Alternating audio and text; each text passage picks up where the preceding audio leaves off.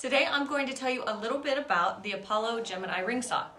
A lot of you have been asking me to do a how-to and a little bit of a review on this saw. So I'm going to try to keep it short because a lot of these videos can get drawn out. I'm going to show you the small ring and the bigger ring blade and the cartridges that it takes for each of those blades and how to replace them.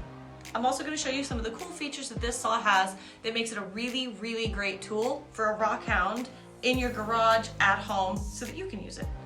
This is the saw model that I have. Start off by taking this guy out of its water tray. Always use this saw with its water tray when it's in operating conditions. This is the belt cover. We can take off the belt cover by undoing this screw. There's a little gasket in there to help keep water inside. This is just the belt that it has. Some little teeth. It has a tiny groove in the belt where the blade fits, and you'll see that a little later. These things can be a pain. For instance, I've lost the tops of them, just makes them pretty. They kind of snap in there. They scare me when they pop off because they make a real hissing sound because they get stuck in this area, and I'm afraid of breaking a belt. So if they fall off, I don't put them back on. This is the outer part of the cartridge, or this one has 4 little bearing and rings for the bigger blade. The smaller blade has 3 larger rings and bearings and a guard, and you'll see why in just a minute. And this gets completely removed.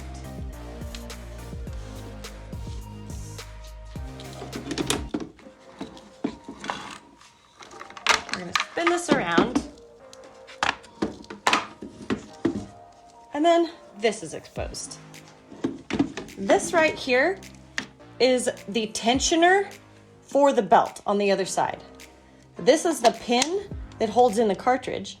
And these guys are the 2 plastic covered nuts that are on the bolts.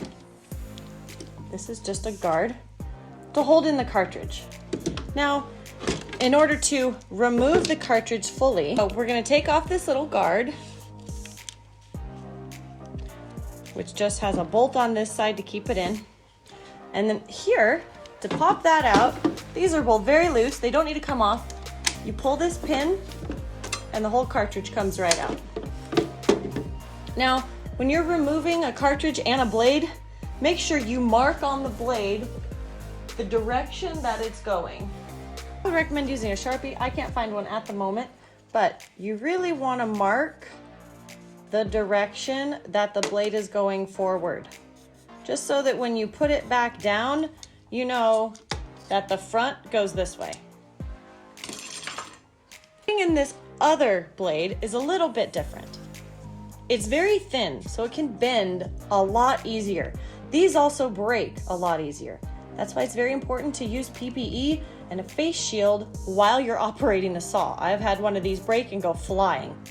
Anyways, the smaller blade has a completely different cartridge. These guards really represent the smaller blade. What you're gonna do is you're gonna keep it taut.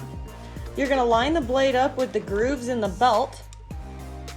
You're gonna come under here and pull that silver pin and pop it right into place. And then we're gonna tighten up these guys underneath. It's very easy to undo or to take out. Pop that, pull out. Very simple. See the groove in the blade or in the belt? This groove holds the belt in place. So we're gonna replace that little one with this bigger guy here again. Make sure that it's in there good. Line it up on the belt. Push that little sucker in. Pull that pin and it pops right into place. And we'll just tighten up those nuts on the other side.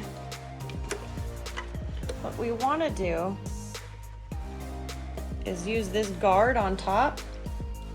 Each one of these guys has a little groove in it. We're going to loosen this up a little bit and we're going to place it on top of the belt so that those little wheels, grooves, line up with the blade. and then you'll just tighten it loosely. Make sure that you have distance in between the blade and this guard. If they touch, you will get sparks. Make sure this turns. Looks like it's working. We're gonna spin it around and we're gonna put the guard back on.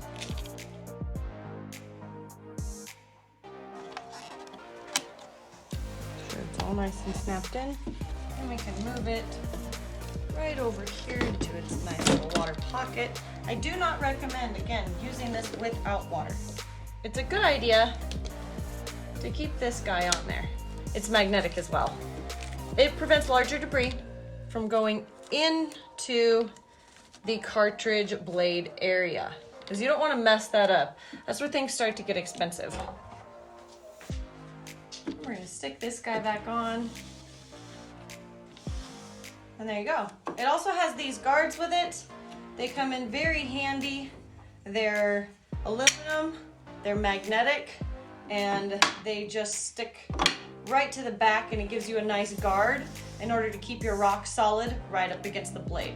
And this blade and saw is very awesome and unique because, as you can see, it's all straight right through here. So you can push a rock all the way through, completely to the end. It could be the entire length, because all this lines up, and as long as you have a straight line, the rock goes through with no problem.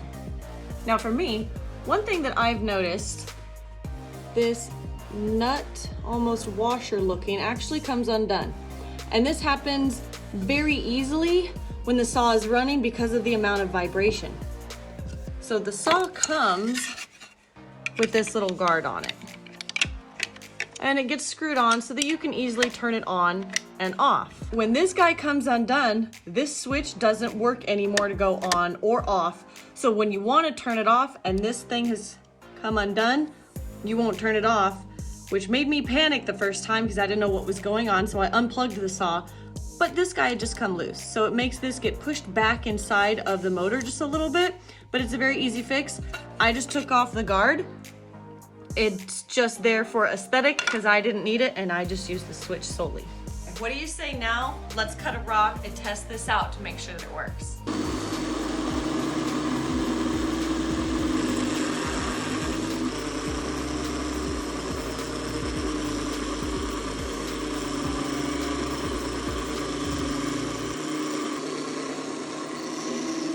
When cutting rocks, you want to go pretty slow.